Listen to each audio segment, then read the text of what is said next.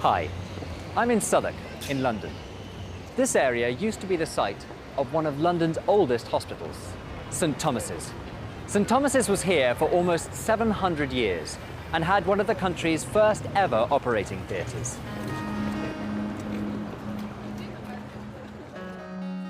Have you ever had an operation?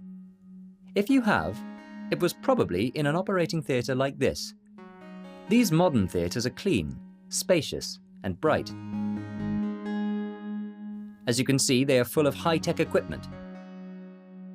And they are designed to make surgery as clean and as safe as possible. They usually have an adjustable metal operating table in the center of the room. Above the table, there are several large fluorescent lights, which allow surgeons to see everything. At the head of the table, there's an anesthetic machine, and around the room there are various monitors, measuring heart rate, blood pressure, and blood oxygen levels. But what about old operating theatres? What were they like? Well, that's why I've come here.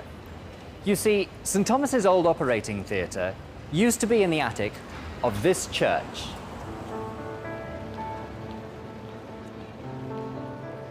The hospital was moved from here in the 1860s.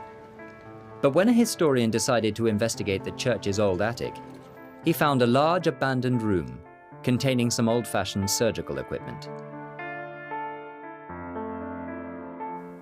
Today, this room is part of the Old Operating Theatre Museum. The museum has been teaching visitors about the history of surgery for over 50 years. The first question many people ask when they come here is, why is it called an operating theatre? Well, the answer is simple. As you can see, medical students used to stand here and watch the surgery, like an audience watching a play in a theatre. During operations, the room was always cramped and crowded, and the bigger and bloodier the operation, the bigger the audience. Imagine how frightening it must have been for the poor patients. And they were usually quite poor. The rich had their operations at home, but the poor would tolerate the audience in order to receive surgery they would never be able to afford otherwise. The patient would lie on this uncomfortable wooden bench while the surgeon worked.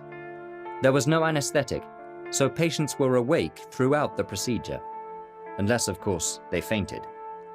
The surgeons were quick. They could amputate a leg in less than a minute, but they had very little understanding of hygiene. There were no antiseptics, and surgeons always wore the same coats, which were usually covered with blood from previous operations.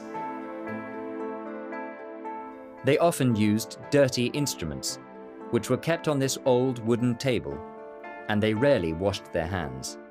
Below the operating table, there was a wooden box filled with sawdust or wood shavings. This collected the blood from each operation.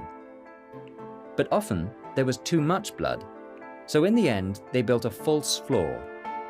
The blood could be washed away and collected in the space between the new floor and the original floor. In such unhygienic conditions, it isn't surprising that patients often died during surgery. After the patient's death, their bones and organs were kept for further study. All of these practices seem primitive to us today, but without these techniques, we might never have developed the cleaner, safer procedures we have today. That's something we can all be grateful for.